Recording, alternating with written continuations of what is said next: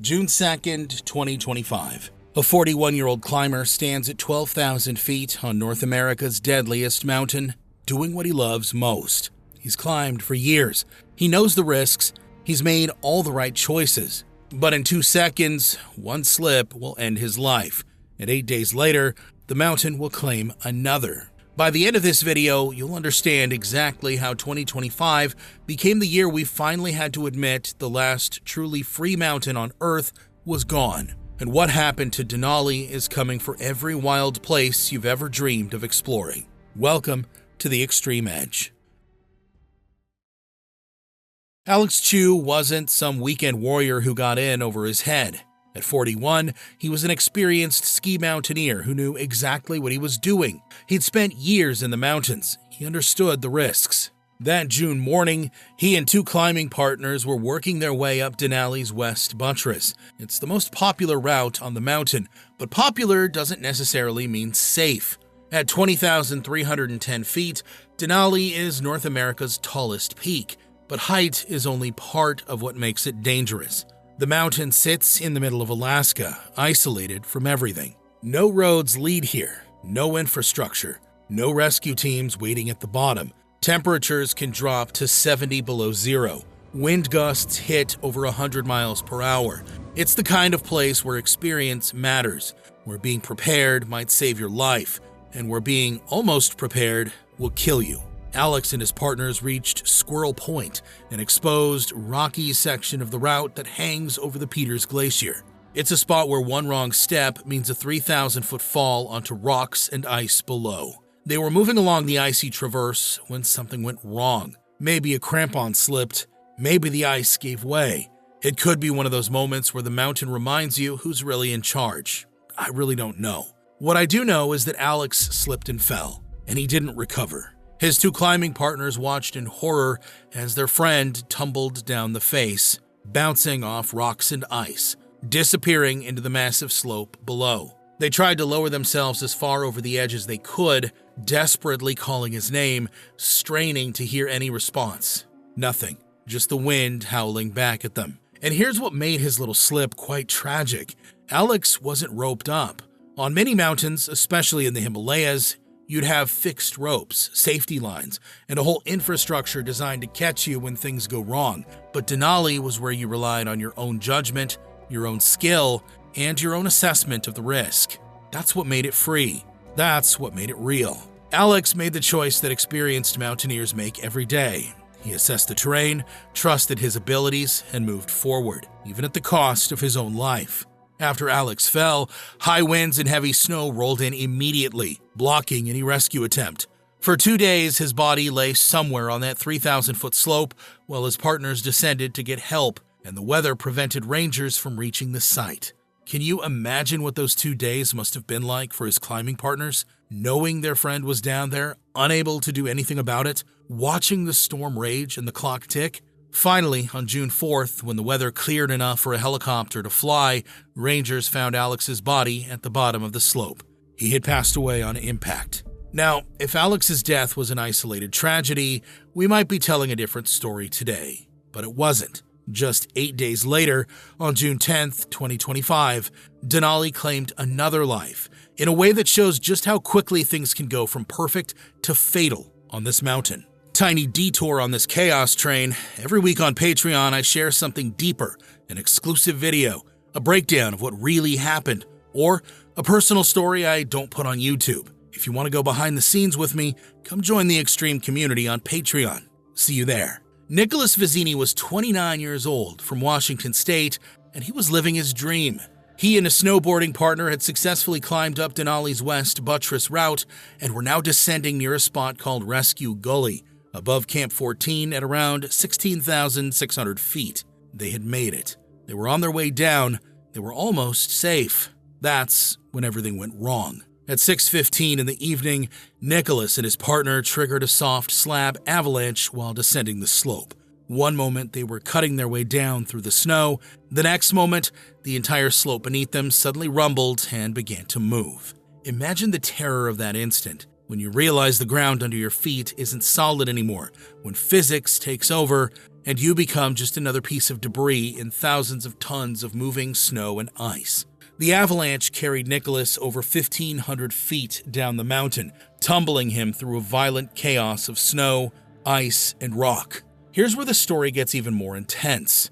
Two mountaineering rangers happened to be on an acclimatization climb nearby. They spotted Nicholas's partner on the surface of the avalanche debris and reached them within minutes. After a quick assessment to make sure the partner was stable, they immediately initiated a beacon search. The electronic signal led them to a spot in the debris field where they could see part of Nicholas's body. He was mostly buried, trapped under the weight of all that snow and ice. The rangers started digging frantically, trying to establish an airway, trying to give him a chance, but it was too late. The avalanche had already taken him. Think about what it must have been like for Nicholas in those final moments. The slope breaks beneath him, the stomach-dropping sensation of falling with no way to stop, the violent tumbling as the avalanche carried him downward, unable to tell which way was up, unable to breathe, unable to do anything but experience the raw, terrifying power of the mountain. Then, the sudden stop as tons of snow buried him, pressing down from all sides, darkness and cold, and the awful realization that this was how it ended. 2 deaths in 8 days. Both experienced climbers on the same route. Both were making choices that thousands of climbers before them had made successfully. So what happened? Did these men make mistakes? Were they reckless? Or is there something deeper and darker at play here? Well, deaths on Denali aren't rare. They're not even unusual. A later study counted 96 deaths on Denali from 1903 to 2006. 51% of those deaths happened on the West Buttress, the same trade route Alex and Nicholas were on. 45% of all deaths were from falls, just like Alex's.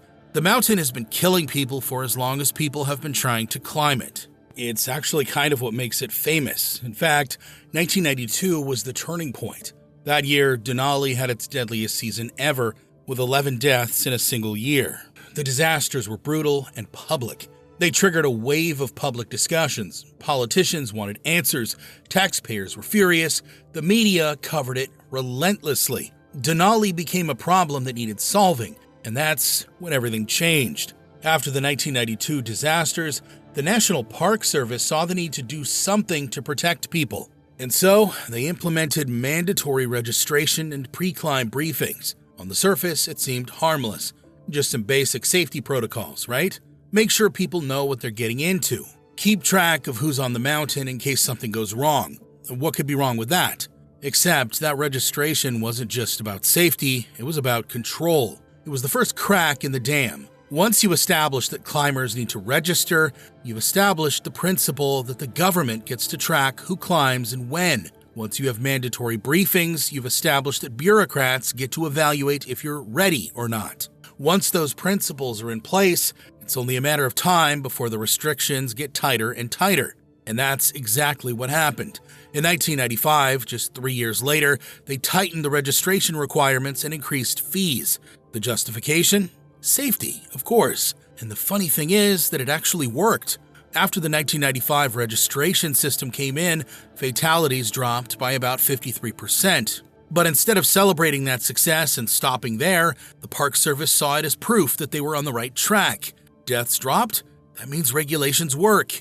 And if some regulations work, more regulations must work even better. See where this is going? By the early 2000s, the gear requirements were made standard. You also had to prove you were carrying enough supplies. Rangers started doing gear checks at base camp, going through your equipment to make sure you had everything on their approved list. The mandatory orientation sessions got longer and more detailed. They weren't just telling you about the mountain anymore, they were evaluating you, deciding if you were worthy. To be honest, hearing all this, you might be thinking, what's the big deal here? It's just paperwork and safety checks, right?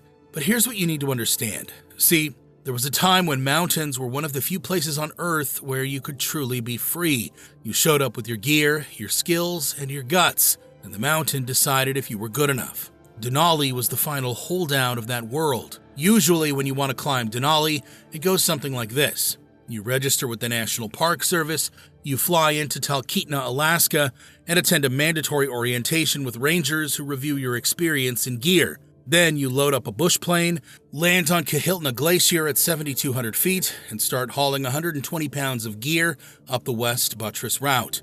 No porters, no tea houses, no oxygen caravan, just you and your rope team dragging sleds through waist-deep snow, establishing camps, and hoping the weather window opens before your supplies run out.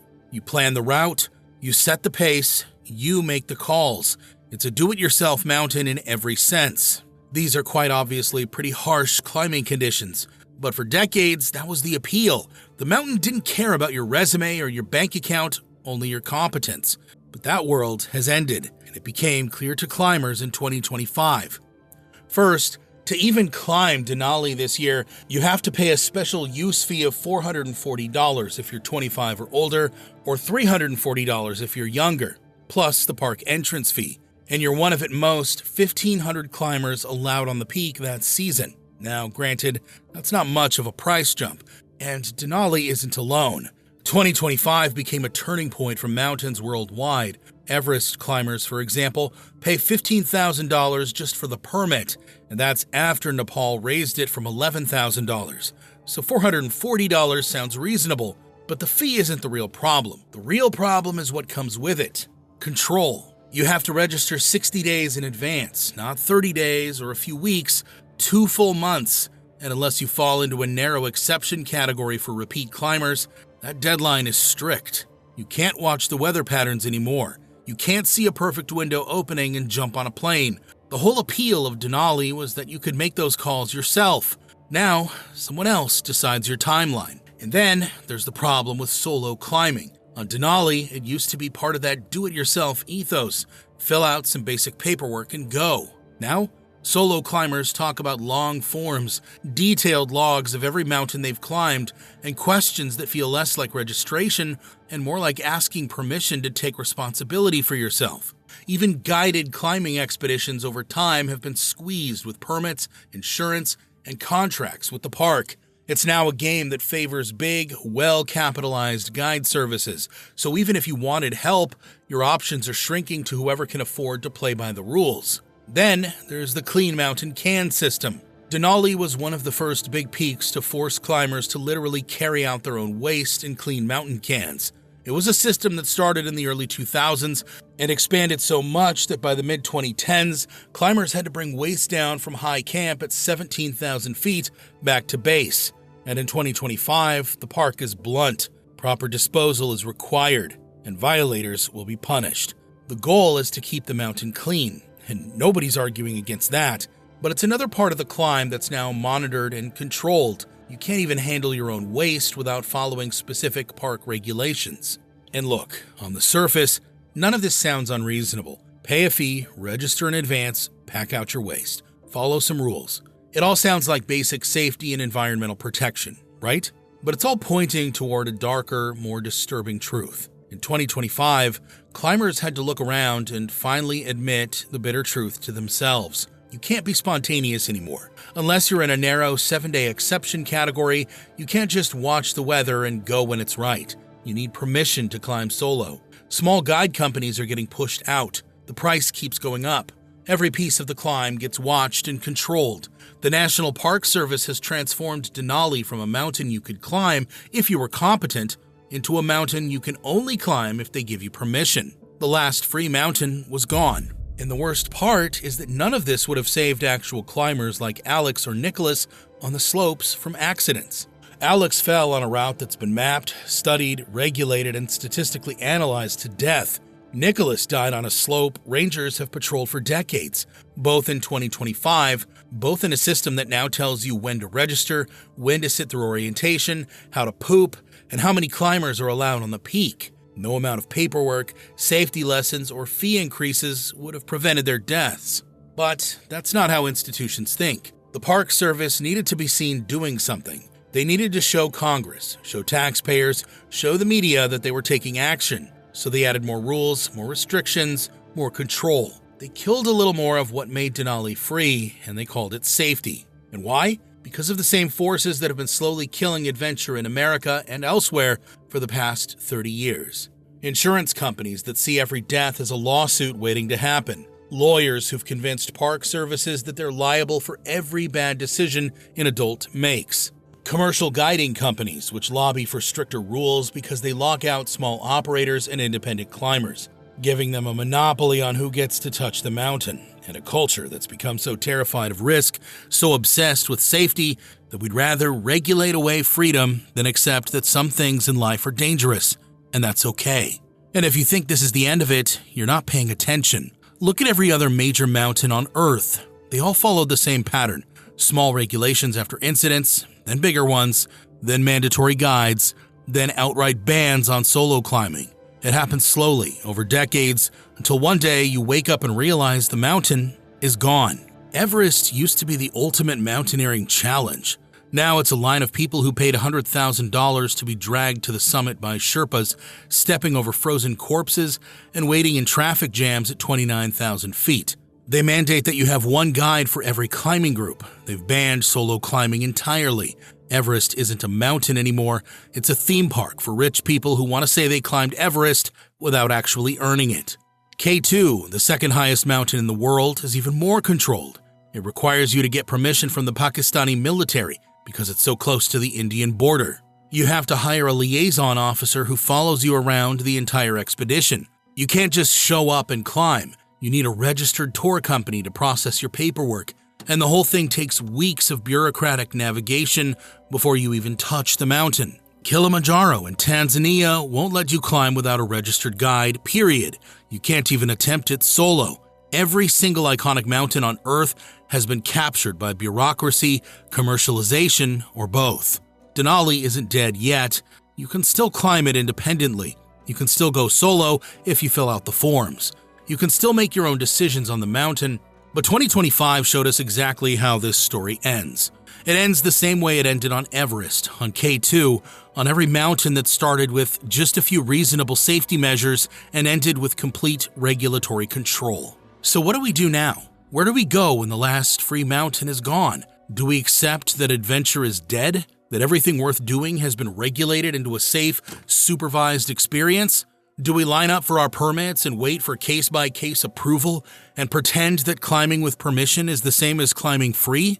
Or do we insist that some things should stay hard and risky and free, even if people die doing them? I don't have the answer, but I know what we've lost. We've lost Alex Chu, who died doing something he loved on a mountain that let him make his own choices. We've lost Nicholas Vizzini, who triggered an avalanche and paid the ultimate price for being in the wrong place at the wrong moment. And we're losing Denali itself, not the physical mountain. It's still there. You can still buy a permit. But the idea of Denali as the big, wild peak you could approach on your own terms, that died in 2025. What do you think about these new regulations? Do they make climbing safer, or do they just kill what made it meaningful in the first place? Let me know in the comments. Thanks for watching, and I'll see you in the next one. Stay bold and live brave.